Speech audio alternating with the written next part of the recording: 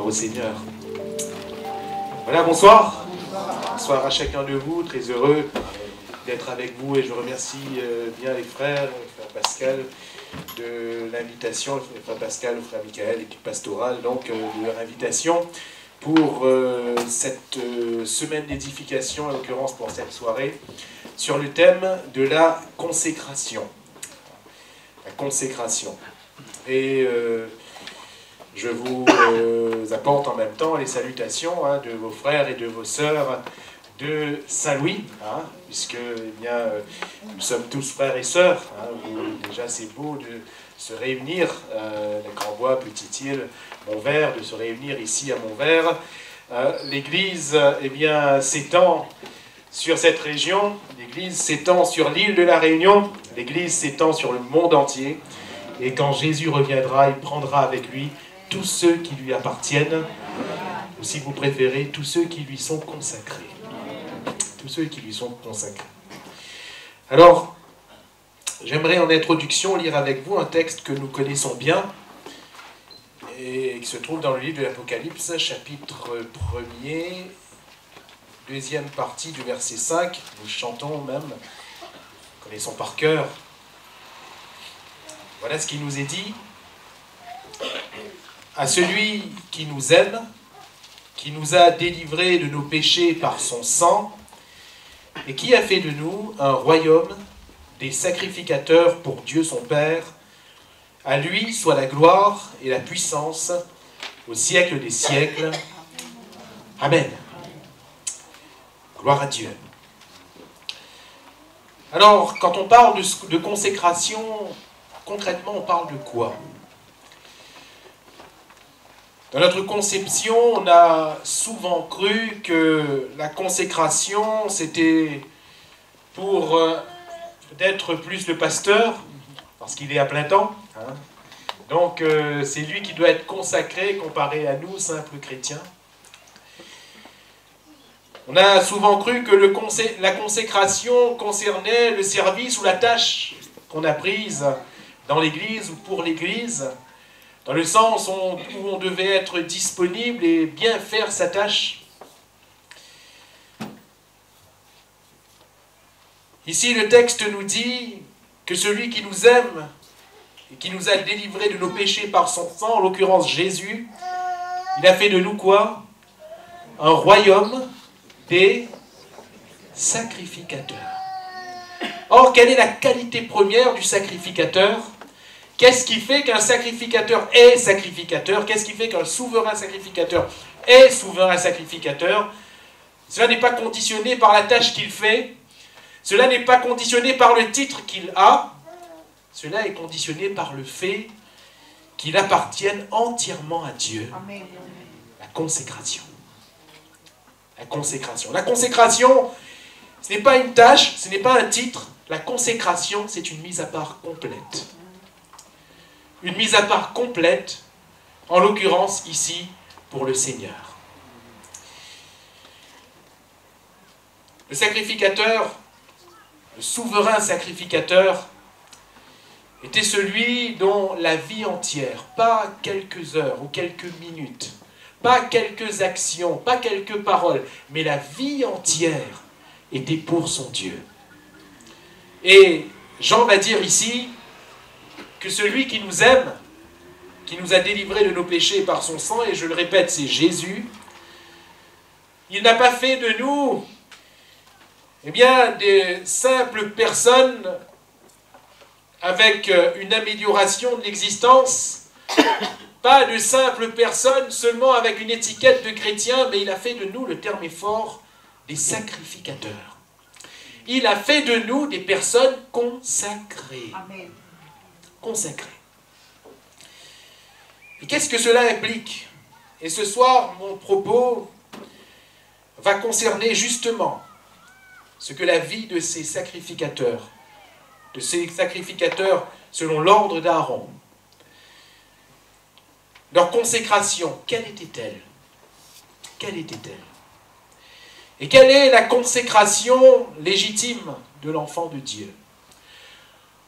Pourquoi pouvons-nous et même devons-nous parler de consécration nous concernant tous, tous, sans exception. Parce que si nous disons que Jésus nous a lavés par son sang, si nous disons que Jésus nous aime, dans le même ordre d'idées, nous devons aussi dire que nous sommes consacrés à Dieu, par ce même amour et par ce même sang. Alors, je vous renvoie, et nous allons nous y référer quelque peu, à Exode 29, qui concerne justement ces sacrificateurs pour Dieu le Père.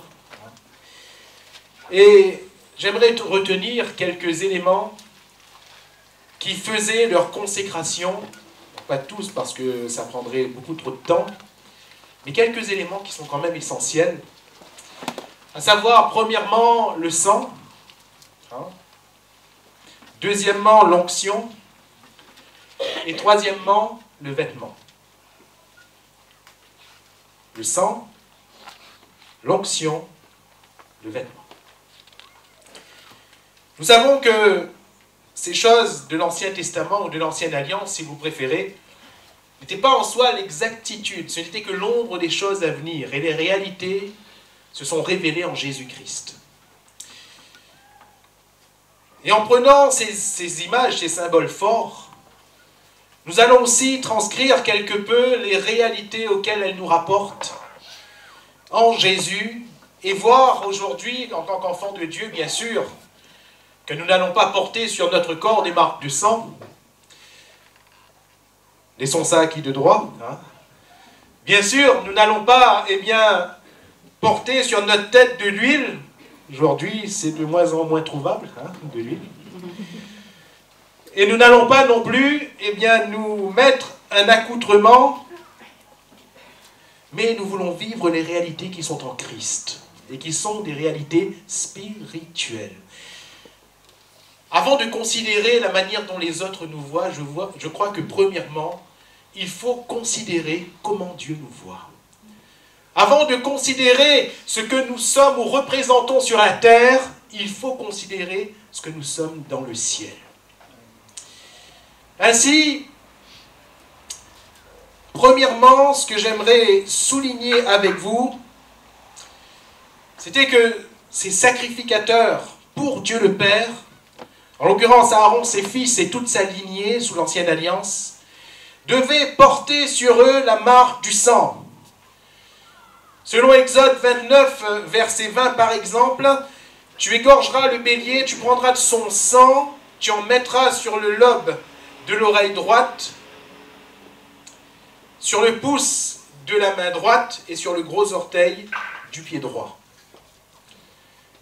Et ce sang devait ainsi les marquer. Nous sortons du week-end de Pâques. Et nous savons que ce fameux soir de Pâques, selon l'Exode 12, c'est par la marque du sang que l'ange de la mort passait outre.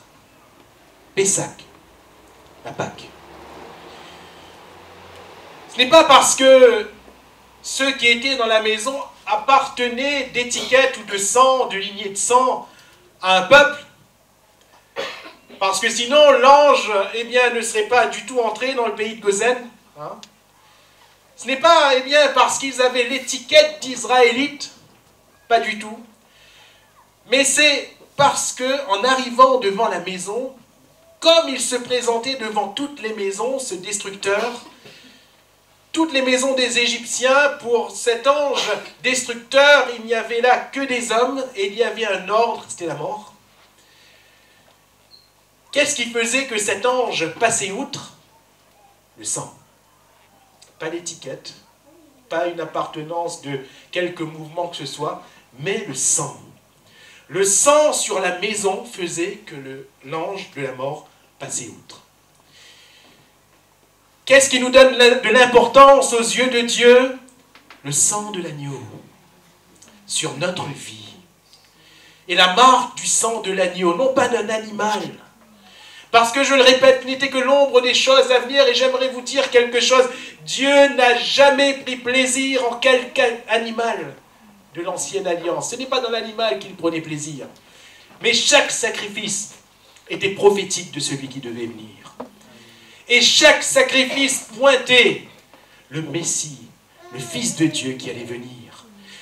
Et quand Dieu regardait à ces animaux qui étaient offerts sur l'autel, il patientait. Parce qu'il voyait celui qui allait venir. Il voyait celui qu'il allait envoyer. Et quand Jean-Baptiste va voir Jésus, il va dire, voilà l'agneau de Dieu. C'est lui. Comme si que l'histoire attendait cet agneau de Dieu. Comme si que toutes ces promesses attendaient leur accomplissement en l'agneau de Dieu. Et le sang de l'agneau de Dieu a coulé. Comme le sang de cet animal a coulé. Et mes chers amis, c'est ce sang, comme nous l'avons lu en Apocalypse 1,5, c'est ce sang qui fait de nous des sacrificateurs. Amen. C'est ce sang qui nous consacre à Dieu. Nous glorifions le Seigneur de ce que le sang de Jésus nous lave de tout péché. Nous glorifions le Seigneur de ce que par le sang de Jésus, la mort passe outre. Car si le salaire du péché, c'est la mort, le don gratuit de Dieu, c'est la vie éternelle en Jésus-Christ. Nous glorifions le Seigneur, mais j'aimerais vous amener à voir quelque peu sous un angle différent dans le cadre de cette consécration dont nous parlons ce soir. Quel est cet angle? Je dis bien quelque peu différent, parce que tout ce que nous venons de dire est exact. Et je ne vais rien contredire en soi, mais qu'est-ce qui fait que, eh bien, les choses sont un peu plus profondes? En réalité, par le sang de cet agneau, Dieu a fait une chose avec chacun de ces Israélites. Vous vous rappelez qui était ciblé par la mort? Chaque premier-né. Vous vous rappelez? Chaque premier-né. Pourquoi, spirituellement, profondément, pourquoi est-ce que la mort n'a pu toucher à ces premiers-nés? Dieu va le dire. Nombre 8, verset 17. Car tout premier-né des enfants d'Israël m'appartient, tant des hommes que des animaux. Le jour où j'ai frappé tous les premiers-nés dans le pays d'Égypte, je me les suis consacrés. Alléluia. Nous parlons bien de consécration. Je me les suis consacrés. Pourquoi est-ce que la mort n'a pu toucher au premier-né des Israélites ce soir-là? Parce que par la marque du sang, tous ces premiers-nés appartenaient à Dieu. Et comme la mort ne peut toucher Dieu, la mort ne peut toucher à ceux qui appartiennent à Dieu. Alléluia. Je me les suis consacrés, je me les suis appropriés, ils sont à moi. Et c'est pour cela qu'en Israël, à partir de ce moment, tous les premiers-nés devaient être achetés. Parce qu'ils appartenaient à Dieu. Dieu se les était consacrés. Chers amis, lorsque le sang de Jésus vient sur notre vie, nous sommes par ce sang consacrés à Dieu. C'est pour cela que la mort ne nous touche pas. Tant que nous sommes loin de Dieu, tant que nous sommes loin du sang de Jésus, qu'est-ce qui se passe? Le salaire du péché, c'est la mort. La mort ne peut pas passer outre en s'approchant de notre vie. Elle ne peut pas passer outre. Elle nous touche, elle nous atteint, parce que c'est la justice. Mais Dieu nous aime tellement qu'il a donné son Fils unique. Et Jésus est mort. De telle sorte que si nous venons au sang de Jésus, du Christ qui meurt à la croix, et voilà, merveille de la Pâque. Si nous venons à ce sang nous lave de tout péché, ce sang nous sauve du salaire du péché qui est la mort. Comment? En ce que ce sang nous consacre à Dieu. Et si nous appartenons à Dieu, la mort ne peut pas nous toucher. Alléluia. Si nous appartenons à Dieu, la mort ne peut pas nous toucher. Et comprenez que cela a une grande valeur dans le ciel. Je ne sais pas si je vous ai déjà rendu ce témoignage. Mais une fois en Inde, on nous a rapporté qu'un sorcier indien, s'était converti à l'évangile. Et dans le témoignage qu'il rendait, il va dire à l'assistance à l'église réunie ce jour-là quand il s'est fait baptiser, il va dire, vous savez, dans mes pratiques occultes, j'envoyais, par les pouvoirs que j'avais, j'envoyais les mauvais esprits pour ravager les maisons, pour ravager les hommes, des femmes, pour ravager les familles. Et ils allaient et ils causaient du ravage. Et quand j'ai appris qu'il y avait des hommes et des femmes qui s'étaient donnés à Dieu, qui avaient cru en Christ et qui avaient rejeté tous les autres dieux de l'Inde, je les envoyais également, j'envoyais ces mauvais esprits contre les chrétiens. Et ils disaient, vous savez quoi? Immédiatement, ces mauvais esprits revenaient. Je les envoyais, ils revenaient, et je leur disais, mais pourquoi ne revenez-vous? Pourquoi n'êtes-vous pas allés ravager comme avant? Et les mauvais esprits lui ont répondu, parce qu'il y a le sang sur la vie de ces gens. Amen. Il y a le sang de Jésus. Quand nous appartenons à Dieu, le sang de Jésus sur notre vie, le sang de Jésus nous consacre à Dieu. Voilà pourquoi le diable ne peut pas nous toucher.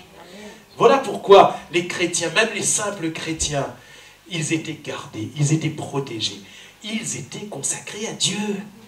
Quand nous sommes consacrés à Dieu, le diable il ne peut plus rien contre nous. Alléluia. On entend, oui, des bruits, il essaie de nous faire peur, il essaie de nous faire sortir de cette consécration. C'est pour cela que, eh bien, si on pêche à nouveau, on rejette la consécration, il peut à nouveau nous toucher, parce qu'il y a une prise, vous comprenez? Mais tant que nous restons sous le sang, il ne peut pas nous toucher. La consécration est par le sang. Et ces sacrificateurs pouvaient s'approcher de Dieu par le sang. Parce qu'ils étaient consacrés à Dieu. Il y a un lien d'appartenance. Voilà pourquoi les Israélites, et même plus tard, ceux qui se donnaient à l'évangile, eh bien, ils devaient faire attention au sang. Parce que souvent, par les rites, c'était le sang. Oh, vous voyez de ma race, hein? Enfant de Malbord. Moi-même, je suis né dans l'église.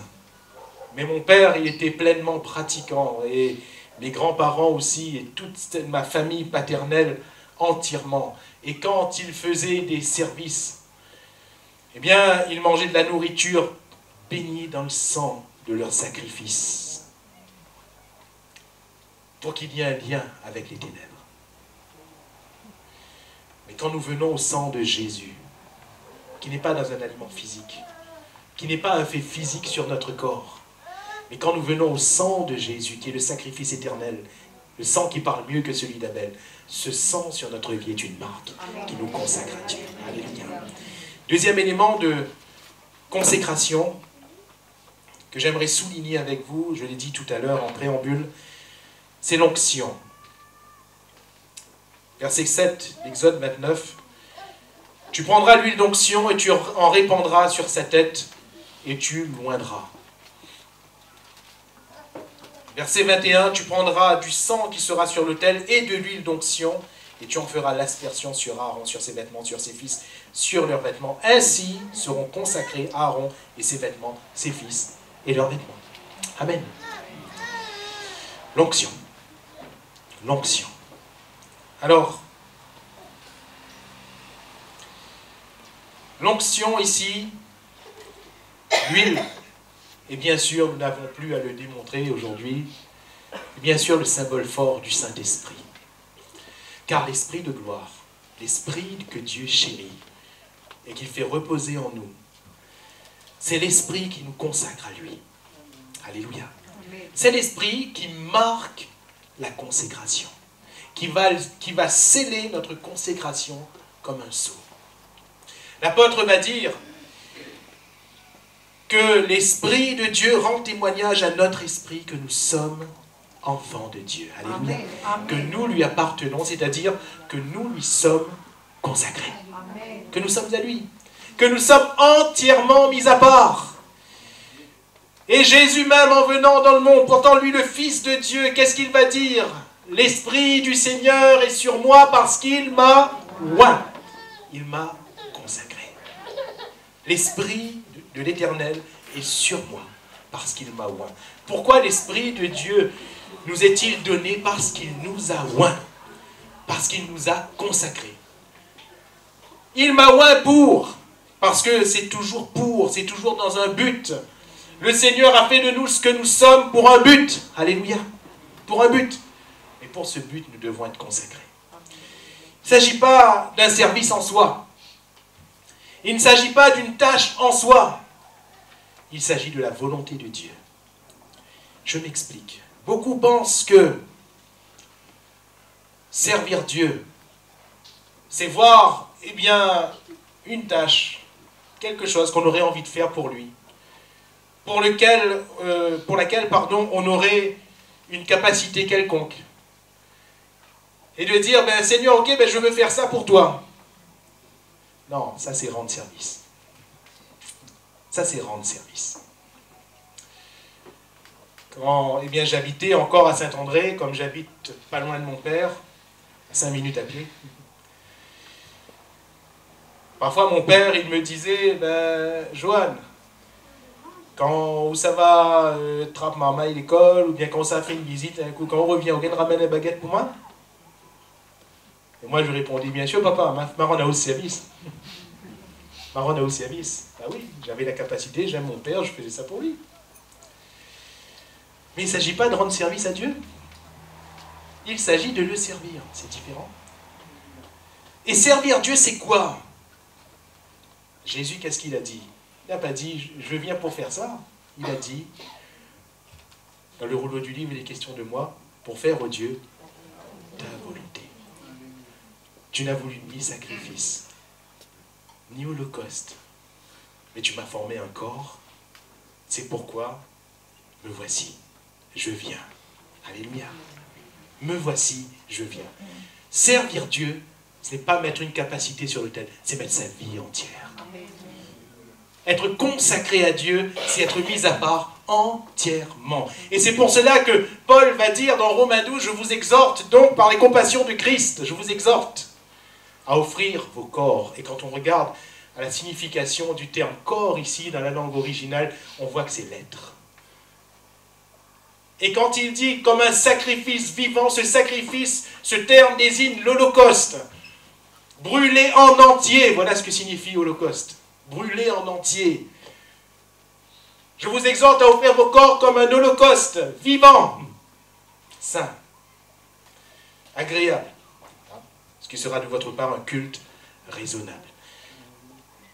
Offrir sa vie entière, brûler en entier, mourir entièrement pour vivre en Christ, entièrement. Et malheureusement, certains en ayant peut-être mal compris, mal saisi, ils n'ont fait qu'une partie à Dieu. Ils ont dit, Seigneur, ok, je t'offre ma vie religieuse, mais le reste, je garde pour moi. Ok, je t'offre ma vie professionnelle, mais ma vie de famille, je la dirige comme je veux. Non, offrir sa vie entière. Offrir sa vie entière. Il m'a oint pour. C'est le Seigneur qui désignera, qui déterminera le pour. C'est le Seigneur qui nous conduira. Mais l'Esprit du Seigneur est sur moi, parce qu'il m'a consacré. L'Esprit me conduira, comme l'Esprit a pu conduire Jésus. Jésus n'est pas allé dans le désert pour jeûner 40 jours et 40 nuits parce qu'il en avait envie. La Bible nous dit qu'il était poussé par l'Esprit. Il y a certains qui aujourd'hui, par envie, voudraient enseigner des doctrines de jeûne de 40 jours. C'est dangereux. C'est dangereux, les gens peuvent mourir. Et laissez-moi vous dire que si ce n'est pas conduit par le Seigneur, souvent ça ne sert pas à grand-chose. Ce n'est qu'un acte d'ascétisme, un acte religieux, mais ça ne sert pas à grand-chose. Mais quand nous sommes poussés par l'Esprit de Dieu, ça fait toute la différence. Toute la différence. L'Esprit de Dieu doit diriger toutes choses. Et l'Esprit de Dieu nous dirigera toujours. L'Esprit de Dieu qui nous consacre nous dirigera toujours selon la parole de Dieu, pour la parole de Dieu et par la parole de Dieu. Jamais en dehors. Jamais en dehors. On voudrait nous faire avaler la folie d'un esprit de Dieu mystique qui amène du nouveau par rapport à ce qui est déjà écrit. Mais laissez-moi vous dire que c'est l'Esprit même qui va inspirer les Écritures qui disent « Malheur à celui qui ajoutera ou qui retranchera à ce qui est écrit. » Samuel était consacré. Et la Bible nous dit qu'il ne laissait tomber à terre aucune parole du Seigneur. Dieu cherchait quelqu'un de consacré. La Bible nous dit que la parole de Dieu était rare. Non pas que Dieu ne voulait plus parler. Mais vous savez comme moi que Dieu il ne parle jamais dans le vide. Dieu n'est pas, il ne gaspille pas. Il aime nous parler. mais il ne gaspille pas ses paroles. Il cherchait simplement quelqu'un de consacré. Il n'y en avait plus, regardez la vie des fils d'Élie. Il n'y avait plus d'hommes consacrés. Alors personne n'entendait plus les paroles de Dieu.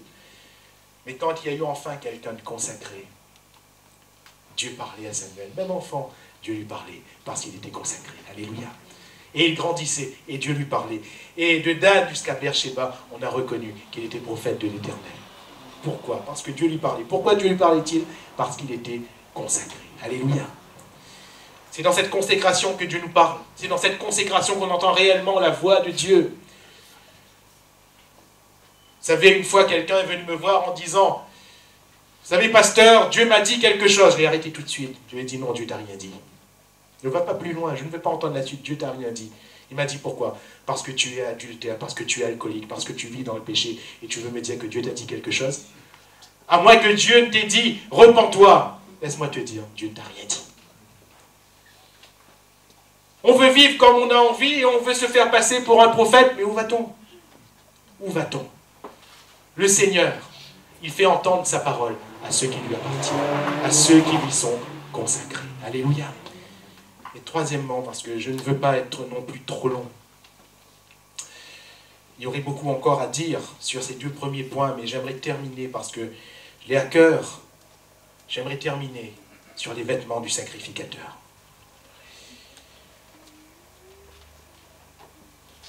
Verset 5 d'Exode 29, tu prendras les vêtements, tu revêtiras Aaron de la tunique, de la robe de l'éphod et du pectoral, et tu mettras sur lui la ceinture de l'éphod. Amen. Alors, trois choses à souligner concernant ce vêtement de consécration. Déjà, ce vêtement était des vêtements de consécration parce que c'était le vêtement exclusif de ceux qui étaient consacrés. Personne d'autre ne pouvait porter ces vêtements. Personne. Les éléments de ces vêtements sont décrits plus amplement dans le chapitre précédent du livre de l'Exode, le chapitre 28. Et dans ce chapitre 28, il nous est parlé de cet éphod, ou du manteau qui venait au-dessus de tout.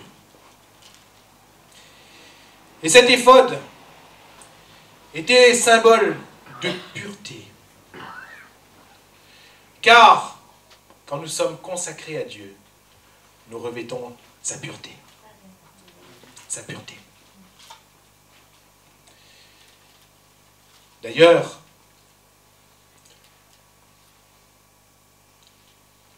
la lame qu'il portait sur le front contenait ces inscriptions: sainteté à l'Éternel.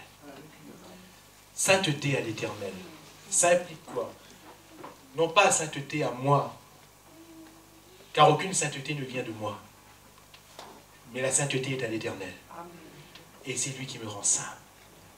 Et c'est par la sainteté de l'Éternel sur ces hommes que ces hommes pouvaient s'approcher de Dieu. Sinon, ils mourraient. Ils mourraient. Aucun pécheur ne pouvait entrer dans la présence de Dieu. Chers amis,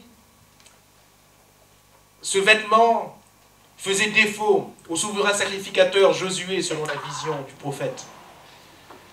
Lorsqu'il voyait ce souverain sacrificateur devant le trône de Dieu et Satan qui se tenait à côté de lui en train de l'accuser. Pourquoi l'accusait-il? Parce que son vêtement, en tant que souverain sacrificateur, était sale. Sale. Et voyez-vous, quand nos vêtements sont sales, Satan il argumente. Satan il accuse. La Bible parle de lui comme étant l'accusateur des frères. Et il ne manquera pas une occasion de nous accuser. Déjà, c'est un menteur. C'est-à-dire que s'il n'a pas d'occasion, peut-être qu'il en inventera. Mais si en plus on lui donne l'occasion, croyez-moi, il ne lui manquera pas, il ne ratera pas. Et le vêtement était sale. Je ne sais pas ce qui se passait sur la terre. Mais toujours est-il que dans le ciel, à ce moment-là, le vêtement du souverain sacrificateur était sale. Et Satan l'accusait. Et Dieu va dire enlevez-lui le vêtement sale. Donnez-lui le vêtement blanc. Et Satan a eu la bouche fermée. Alléluia. Notre sainteté vient de Dieu. Amen. Notre vêtement blanc, notre vêtement pur vient de Dieu. La sainteté est à l'Éternel. Notre consécration est une consécration dans la pureté, dans la sainteté. Notre consécration, notre mise à part, c'est une consécration d'amour. Ces souverains sacrificateurs portaient des pierres sur le cœur et sur les épaules.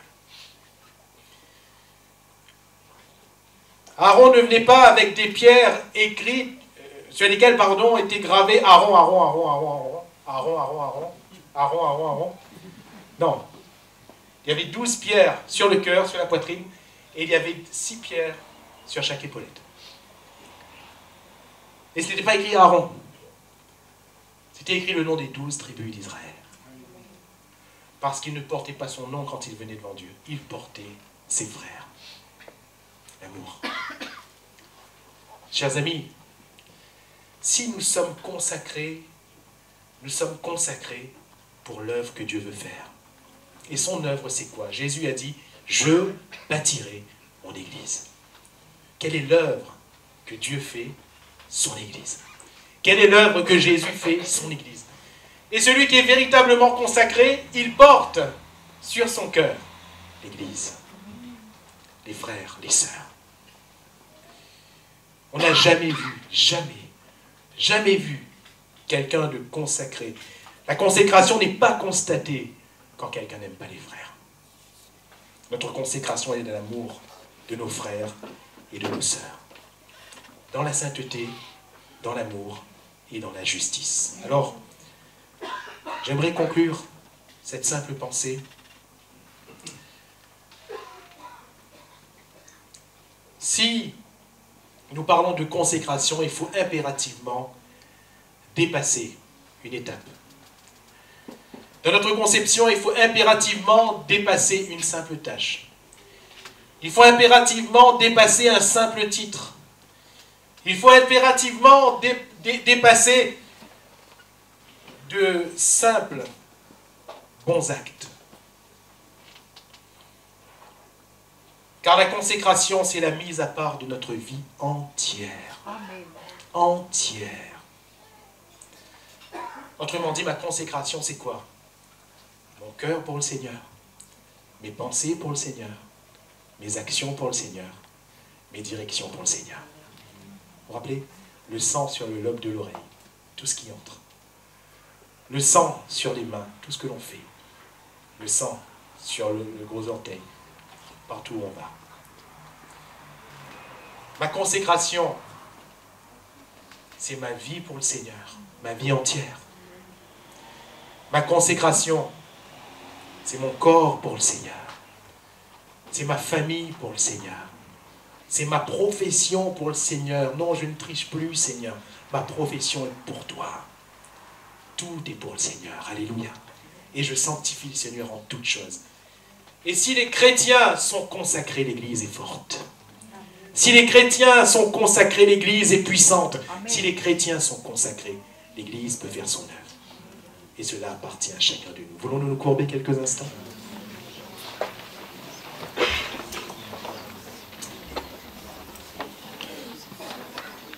Notre Dieu et notre Père, que ton nom soit sanctifié. Que ton règne vienne et que ta volonté soit faite. Qu'elle soit faite sur la terre. Qu'elle soit faite dans notre vie.